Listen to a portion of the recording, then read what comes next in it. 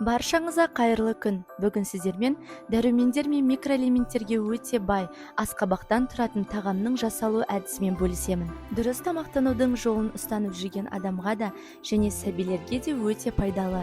Әдеттегідей ингредиенттер тізімі осы видеоның астында көрсетілген. Бізге қажет картоп, асқабақ, жуа, сарымсақ, сары май, гхи майы, мускатный орех, тұз, бұрыш және кілегей. Екі картопты орташа көлемде кесіп, екі сарымсақты да майдалап турап аламыз. Асқабақтарды орташа көлемде тураймыз. Достар, каналға тіркеліп, лайк басып, келесі видео рецепттерді өткізіп алмас үшін қоңырауша белгісін басып қойсаңыз болады.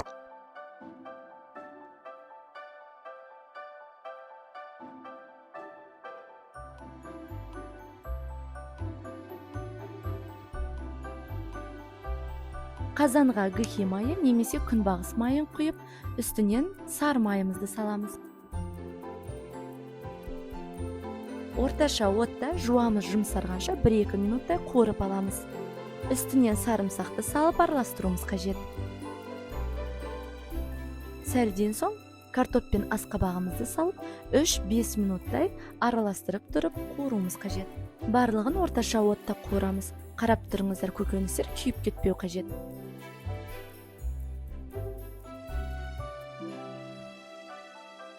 Үстіне суымызды құямыз.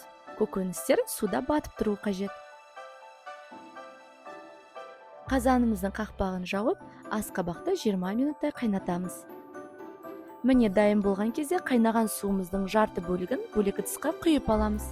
Солайша біз тағамымыздың қоюлығын реттей аламыз. Бөлек ыдыстағы сұйықтығымызды төкпейміз. Батырмалы блендермен езбеге айналдырамыз. Енді қалауыңыз бойынша сұйықтықты құйып, қоюлығын реттеп алсаңыз болады. Және қасындағы тапада езбелі сорпамызға нанды қуырып алып жатырмын. Және ең соңында дәміне қарай тұз, ұнтақталған мускат жаңғағы және кілегейді қосып жақсылап араластырамыз.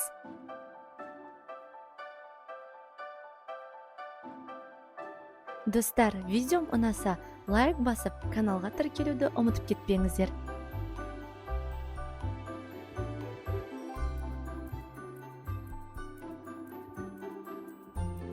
Міне біздің ағзаға пайдалы дәрумендерге өте бай асымыз дайын болды.